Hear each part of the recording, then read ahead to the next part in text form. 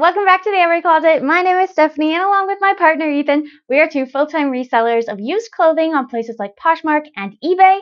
So if you are doing that, then this video is for you, because this video is reseller tips for increasing sales, growing your business on Poshmark and on eBay for intermediate and advanced resellers. This means you have been reselling for at least a few months. You know a bit of the basics. You know you need to list. You know you need to source good stuff. You gotta take good photos. You gotta get the basics under control, and you're trying to grow to the next level.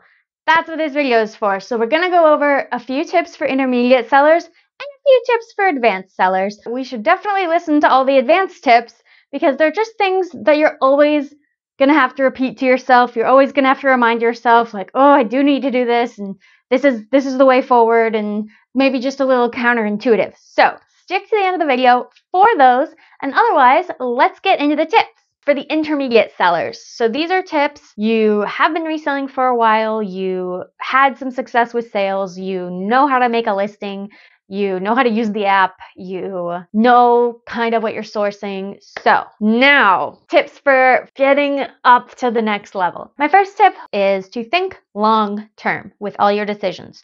So there will be decisions you have to make, like, should I get a thermal Rollo printer to, print without having to use ink, without having to use tape, so I can just print it and slap it on the package and it's ready to go? Or should I continue cutting out the labels and taping them to the front? Now, for the longest time, I was like, that's a very minimal amount of effort. I can do that. And yes, of course, anyone can do that for one sale or two sale or even 20 sales. But you want to think long term and you want to think massive growth. So plan for that massive growth if that's your goal. So our goal was to have a very full-time reselling business. So we got the thermal printer, and now it only saves you maybe 1 minute per package when you're packaging, but 1 minute per package is now a huge deal in our business, like hours of time.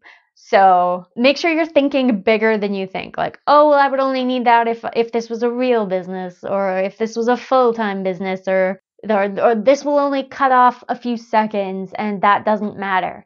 It matters because you're going to scale up, because that's what we want for you. Everyone's going to make a lot of money. Ooh, ooh. Yeah. So think bigger and think long term. Next is I want all of us intermediate sellers. I don't know if I'm immediate or advanced. I'm just here. But I want all of us intermediate sellers to not be afraid of branching out. And I mean this in all sorts of ways. The way this is obviously manifesting for me lately is that a lot of my reseller friends are doing live shows, and they're saying it works, and they're saying, Stephanie, schedule one. And no one has to convince me anymore. I'm gonna do one because I've been convinced that, first of all, I have to at least try it, right? And second of all, I could see, especially the way we get inventory, a bunch of different ways this could fit into our business long term. I'm just very busy. I don't like the word busy because, like, anyone could say they're busy, but, like, what I mean is there are constantly things that I feel like I have to be doing that are pretty urgent. And it's like, okay, we haven't gotten a video up in a few days. I need to film. I need to post to Instagram. I haven't posted. I need to list 20 things because I have to hit that goal, because that's what's driving our success in our business. Like, those are the pillars, the benchmarks. I need all of that in place and operating day to day. And then also whatever else comes up, like, oh, suddenly we have to babysit our niece, or suddenly our employee couldn't come in, so now we have to take extra photos this week, or I'm sick, so I have to, rest or something. Blech. Or even just like, and then this week there's a lot of social events or something, like life. Life is always having lots going on, So that's why we haven't done a live show yet. Not because we're not convinced it's a good idea, not because we're not ready to, not because of any of that, simply because I haven't had time. Or at least I don't feel like I have. So I feel like we're finally in a place this week where we can get a bit ahead, maybe, for once. If I can get ahead on listings, if I can get ahead on content, then I can schedule a Posh show and take, 3-4 hours out of my day to do that. So that will be coming soon. But yes, it would be it would be a mistake if I wasn't willing to try it because it's the new big thing and why not? And when you're branching out, you can also branch out in terms of what you're sourcing. Maybe you used to only source purses, but you happen to have passively learned a lot about other categories while, building your purse reselling business up. So you could branch out in what you source. You could branch out men's clothes, women's clothes. You could branch out how you source. You usually thrift shop. Maybe you want to try the bins. Maybe you want to try liquidation. I don't, but I live in Canada. So as overpriced as I already think that is, shipping it to Canada, ooh, no thank you. But we've done other bulk sourcing. You've seen us. We've done consignment. We've done all sorts of sourcing, and I think it really is good to branch out with all that kind of thing. And then also branching out with cost of goods, like maybe I'm good paying up for a while because I know more about luxury brands. Maybe I'm good to reduce our cost of goods for a while because I found this cool new way to get cheaper clothes or whatever. So just don't be afraid to branch out in your business. I think it is vital to the success and long-term survival of your business and my business. And then the other intermediate posher, 110%. This is like the number one piece of advice. Everyone will give it to you and everyone's right. If there was one piece of advice you have to listen to have a successful anything, consistency. And you knew, we knew, I know. We all know this, but I just need you to remember it again. If you're not listing daily, how are you going to make daily sales? If you're not telling these platforms, showing them, I'm here, I'm doing this, I'm serious about this, especially eBay likes that kind of attention. If you're not doing those things, if there's gaps, if you're inconsistent checking Poshmark and you leave people who with questions or offers for hours. If you're inconsistently on the app and you miss an offer, ooh, girl, that was a sale. Stop saying girl. She's not going to stop saying girl, but that was a sale, right? So you need consistency, you need systems, you need consistency in the way you list, the way you photo, the way you have inventory management. Check this video up here if you want to know how we do ours. But yeah, you need consistency in all these things and you need systems in place so that if something happens, if you're sick one day, you still get those listings up, you still running your business, the shipping is still going out. You need to run your business. It's that simple. You have to run your business, and to do that, you need consistency. And now let's go over some advanced poshing tips, or not just poshers, resellers in general, especially clothing, sellers on eBay and Poshmark. The advanced, you've been doing this forever, but guess what? We're all constantly getting better. We're all getting like 1% better every single day, and that's how you have people running like $1 million resale businesses. We're not there. I don't know what I'd consider advanced. I feel like I definitely don't want to consider us advanced, but sometimes people talk to us like we are. So let's just say I'm going to listen to all this advice and let's all do it. Okay, so the first advanced tip, I feel like this tip is going to be the same forever. I'm never going to learn this. No one's ever going to learn it permanently. You always need the reminder. Always check comps. I've told myself this a million times, and I've been told this a million times, and I've told other people this a million times, and sometimes you're just not going to do it. And that's okay, because you're being efficient and you're using your good business reasoning to make that choice. But every once in a while, you get a little kick in the pants that's like, I should have checked comps, because it's like, oh, even though Prada purses resell for so much that it's like a huge bolo, right? But Prada shoes don't sell for as much. Or like, okay, Stuart Weitzman boots. I know that the thigh-high boots can sell for over $200 to $300, so I can pay up for them a lot. Yes, but you can't extrapolate that to other Stuart Weitzman shoes. You can't pay up that much for like sandals or anything like that by Stuart Weitzman. They are known for and appreciated for the boots, and if you're not checking comps, if you're not like watching this video and finding that out right now, or finding it out from some other reseller, and you're not checking comps, then you're not going to know that, and you're going to be like, ooh, Stuart Weitzman ballet flats, let me pick these up for $50, and you're not going to get $50 for those. Nuh-uh, you aren't. I'm so sorry. Okay, so no matter what, you always need to be checking comps. Even if your business has been running off of Lululemon aligned leggings for the past year and a half, you still want to check comps, because comps are always changing on everything. The comps are going to change, and you can't just extrapolate item and item within a brand. You can't extrapolate because this specific Sherpa jacket sold for this much. I can do that with any Sherpa jacket. No, there's basically no extrapolating you can do. You just need more and more knowledge, and the way to get that and the way to get certainty in the thrift store is to check comps. Don't go, oh, I think Stephanie mentioned this brand, so I'm going to pick it up. No. Stephanie mentioned this brand, so I'm going to check comps. Because you can't check comps for everything in the store. You will die before you're done. Even the shirts. So you have to just know what you're not looking for, and then anything else, it's good to check comps. And I sometimes don't, and it's bit me in the butt before. You know, there was that haul where we got that pair of Timberland and Smartwool collab shoes, and then when I got home, I looked up comps. That's not when you want to look up comps. When I got home, I looked up comps and they were $30. And I was like, oh, I shouldn't have bought those. So it bears repeating. And even the most advanced of us need to hear this. Check comps.